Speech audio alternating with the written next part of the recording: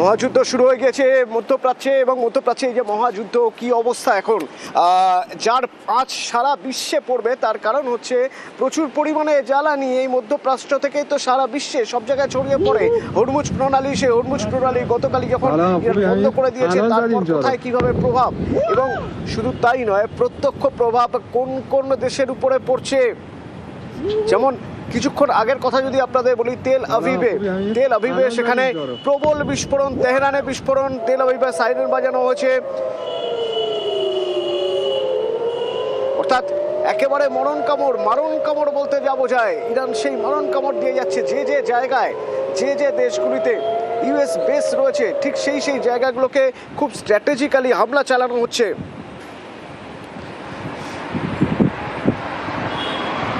পরপর তেহরানে হামলা চালানো হয়েছে, তেহরানে বিস্ফোরণের শব্দ শোনা যাচ্ছে।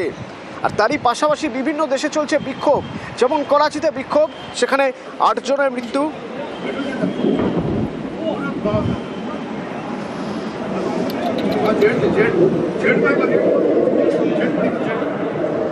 এবং যা পরিস্থিতি, তাতে আরো 4-5 সপ্তাহ ধরে টানা হামলা চালিয়ে যেতে পারে আমেরিকা, অন্তত সেরকমই ইঙ্গিত পাওয়া যাচ্ছে হোয়াইট হাউস থেকে।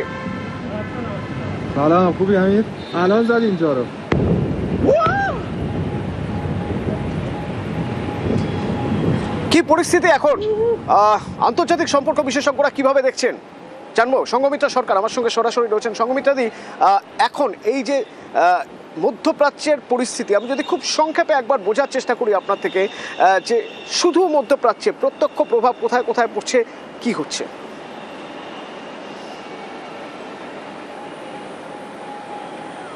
মধ্যপ্রাচ্যের ক্ষেত্রে মূলত বেশ অনেকগুলো জায়গায় যেটা রয়েছে, সেগুলো হলো মার্কিনদের প্রতি সহানুভূতিশীল রাষ্ট্র, বা অনেকের মতে এখানে এগুলো প্রায় প্রত্যেকটি হলো মার্কিনদের সামরিক বেস রয়েছে।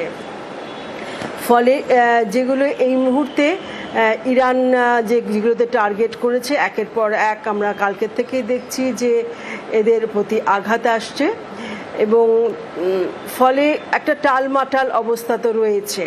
আমাদের মনে রাখতে হবে যে মধ্যপ্রাচ্য বা পশ্চিম এশিয়া যাই বলুন, এটা কিন্তু আন্তর্জাতিক যে যাত্রাপথ, তার একটা মুখ্য জায়গা, হাব যাকে আমরা বলি।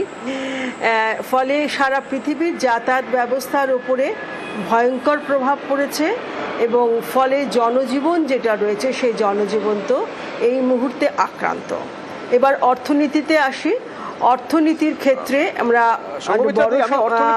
আসার আগে একটু বোঝার চেষ্টা করব দিদি, যে এই যে একে একে এখন দেখা যাচ্ছে হিজবুল্লাহ পুরোপুরি সাপোর্ট দিচ্ছে ইরানকে, এই যে একটা পরিস্থিতি, এই পরিস্থিতিতে মনে করা হয়েছিল যে খামেনেইকে হত্যা করার পর তারপরে হয়তো ইরান অনেকটাই দমে যাবে, কিন্তু দেখা গেল না, ইরান একেবারেই দমে যায়নি, বরং আরও দ্বিগুণ বেগে তারা, আরও দ্বিগুণ পরাক্রমে তারা আরও যুদ্ধ করতে শুরু করে দিয়েছে। বরং আমেরিকার যে বন্ধু রাষ্ট্রগুলোর কথা আপনি বলছেন, সেই বন্ধু রাষ্ট্রগুলোর কাছে এখন ইরান বড় থ্রেট হয়ে দাঁড়িয়েছে। কিসের জোরে? ইরানের অভ্যন্তরীণ পরিস্থিতিটা কি, ব্যাকআপ কি, কোন ব্যাকআপে ইরান এখনো পর্যন্ত এভাবে লড়ে যাচ্ছে? তো কথা আমরা জানি, ইউরেনিয়ামের যে প্রাচুর্য দেশটিতে রয়েছে, তা নিয়ে যেরকম পরীক্ষা নিরীক্ষা চলছিল, সেটি কোন পর্যায়ে আছে সে সম্পর্কে কোনো সঠিক সংবাদ আমাদের কাছে নেই। পাশাপাশি এর যে বন্ধু রাষ্ট্রগুলো, কালকে আমরা দেখলাম হেজবুল্লাহ আক্রমণ করেছে, এবং তারপরে প্রতি আক্রমণও ঘটেছে। ফলে এই বিষয়গুলো কিন্তু আমাদের মাথায় রাখতে হবে যে সারা বিশ্বেই কিন্তু এর খুব জোরালো প্রভাব পড়েছে। এবং কালকে বোধহয় আজকে ভোরের দিকে দেখলাম যে ব্রিটিশ প্রধানমন্ত্রীও কিন্তু বলেছেন যে এই আক্রমণের সঙ্গে তারা যুক্ত নন। ফলে যেটা আমরা দেখতে চাইছি বা বুঝতে চাইছি, সেটা হলো এই যে ক্ষমতা, ইরানের ক্ষমতা কতখানি প্রত্যাঘাত করবার। এবং ট্রাম্পের আজকে যে বক্তব্য, ভোর রাত্রে আমরা যে দেখতে পেলাম যে তারা বলেছে এমন ভয়ঙ্করভাবে তারা সামরিক আক্রমণ করবে যে এর আগে যা তারা কখনো করেনি। এবং তারপরেও কিন্তু ইরানের বিদেশ মন্ত্রী যে বক্তব্য রেখেছে সেই বক্তব্যে খুব স্পষ্ট যে তারা এই বিষয় থেকে সরে আসছে না এবং তারা যে কোনোভাবেই এই মার্কিনীদের আক্রমণকে প্রতিরোধ করবে এবং আঘাতকে কন্টিনিউ করবে। কারণ গতকাল শোনা যাচ্ছিল যে ওমানের মাধ্যমে তারা একটা বলছিলেন ডোনাল্ড ট্রাম্পের বক্তব্যের কথা, আমরা ভোর রাতে যে বক্তব্য পেয়েছি, প্লিজ একটু সঙ্গে থাকুন, শোনাবো। They are the world's #1 state sponsor of terror. We are the world's greatest and most powerful nation, so we can do something about what they do. These intolerable threats will not continue any longer. I once again urge the Revolutionary Guard, the Iranian military, police, to lay down your arms and receive full immunity or face certain death. It will be certain death. Won't be pretty. সঙ্গমিত্রাদি, যদিও Donald ট্রাম্পের দাবি যে আগামী 4-5 সপ্তাহ এইভাবেই টানা হামলা চালানো হবে, কিন্তু ধরেই নেওয়া যাক সেই হামলা চালানোর পরে একটা সময়ের পর ইরানে কর্তৃত্ব ফলানোর মতো একটা জায়গা আমেরিকা তৈরি হয়ে গেল, কিন্তু সেটা কি খুব সহজ হবে? তার কারণ খামেনেই ছাড়াও বেশ কিছু গোষ্ঠী রয়েছে, ইসলামিক গোষ্ঠী ছাড়াও বেশ কিছু গোষ্ঠী রয়েছে, এমনকি কমিউনিস্টদেরও একটা গ্রুপ রয়েছে ইরানে, যাতে একটা গৃহযুদ্ধের আশঙ্কা করা হচ্ছে যে তখতে কে বসবে তা নিয়ে। অভ্যন্তরীণ পরিস্থিতিটা যদি একটু ব্যাখ্যা করেন ইরানের এখন।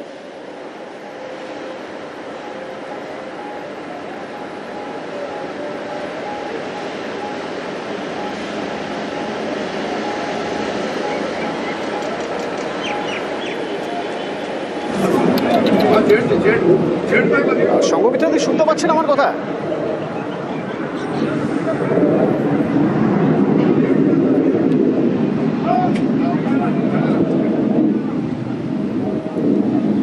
সম্ভবত কিছু সমস্যা হচ্ছে, আমি সংগঠনদের সঙ্গে পরবর্তীতে কথা বলবো। তো কাউন্টার অ্যাটাক, ইরানের কাউন্টার অ্যাটাক এবং তার সঙ্গে হিজবুল্লাহ যোগ হয়েছে, যা কিছুটা হলেও ইসরায়েলের কাছে চাপের, কারণ ইসরায়েল জানে এর আগেও যতবার হিজবুল্লাহর বিরুদ্ধে ইসরায়েল আঘাত এনেছে, প্রত্যাঘাত কতটা মারাত্মক হয়েছে। তো এইরকম একটা জায়গায় হিজবুল্লাহ যখন সংঘর্ষে জড়িয়ে পড়েছে, তখন স্বাভাবিকভাবেই কিছুটা হলেও ইসরায়েলের কাছে তা মাথা ব্যথার, কারণ যদিও আমেরিকা পুরোপুরি সাপোর্ট দিয়ে যাচ্ছে, কিন্তু আমেরিকার যে বেসগুলো রয়েছে, অর্থাৎ আরব দেশে আর আমেরিকার যে বন্ধু দেশগুলো রয়েছে এই পুরো মধ্যপ্রাচ্যে, সেই বন্ধু দেশগুলো কিন্তু এখন যথেষ্ট চাপে। তার কারণ ইরান একেবারেই অবস্থান বদল করেনি ইরানের সেনা, এবং ইরান প্রত্যাঘাত করে যাচ্ছে খামেনেইর মৃত্যুর পর, বরং সেই প্রত্যাঘাত আরও মারাত্মক হচ্ছে। একদিকে ট্রাম্প বলছেন ইরানকে শিক্ষা দিতে চাইছেন, উল্টো দিকে প্রতিশোধের বার্তা দিয়ে রেখেছে তেহরান।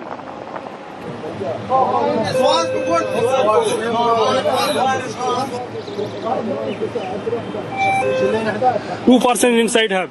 এবং যেহেতু মধ্যপ্রাচ্য মানে অপরিশোধিত তেলের বিপুল ভান্ডার, মানে ভেনিজুয়েলার পরে সবচেয়ে বেশি, এবং সেখানে হরমুজ প্রণালী দিয়ে তেল নিয়ে আসা হয়, তেল বিভিন্ন দেশে যায়। সেই হরমুজ প্রণালীতে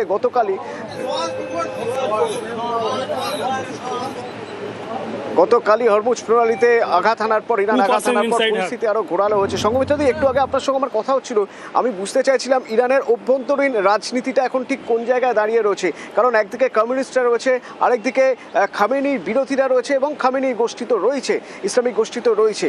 অভ্যন্তরীণ রাজনীতিটা কোথায়? অর্থাৎ যদি আমেরিকা এখন যুদ্ধ থামিয়েও দেয়, আমেরিকা ইসরায়েল, কোথাও কি একটা গৃহযুদ্ধ থাকার বা সিভিল ওয়ার হওয়ার আশঙ্কা থেকে যাচ্ছে?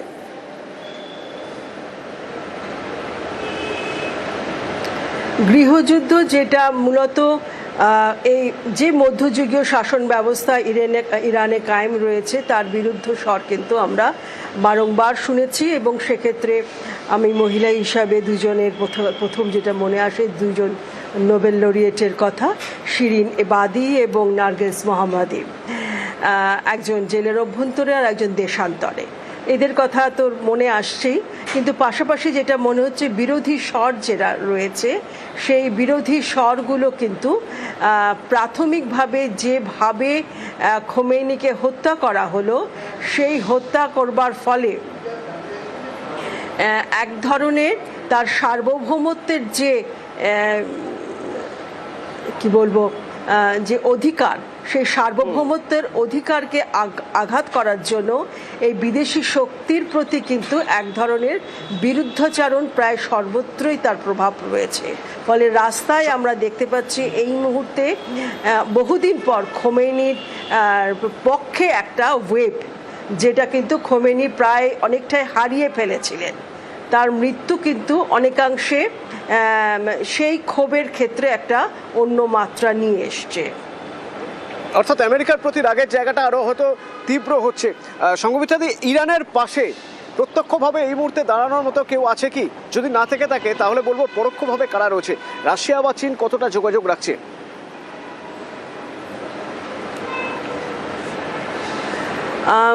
রাশিয়ার কিন্তু খুব ইমিডিয়েটলি একে নিন্দা সূচক মন্তব্য করেছে এই আক্রমণকে, এবং খুব স্পষ্ট তার বক্তব্য রেখেছে। এবং চীনের কিন্তু নির্ভরশীলতা রয়েছে ইরানের তেল কিন্তু একটা বড় অংশ চীনের কাছে যায়।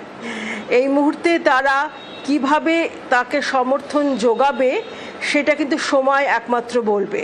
যদিও রাশিয়ার জিওগ্রাফিক্যাল প্রক্সিমিটিটা অনেক বেশি, তার কাছাকাছি।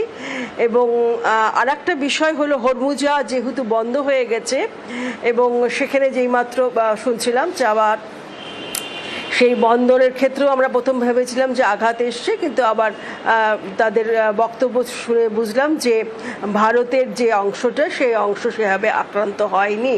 সুতরাং রাশিয়া এবং চীন উভয় কিন্তু এই আঘাতকে তাদের নিজস্ব জাতীয় স্বার্থের নিরিখে এটাকে মূল্যায়ন করবে।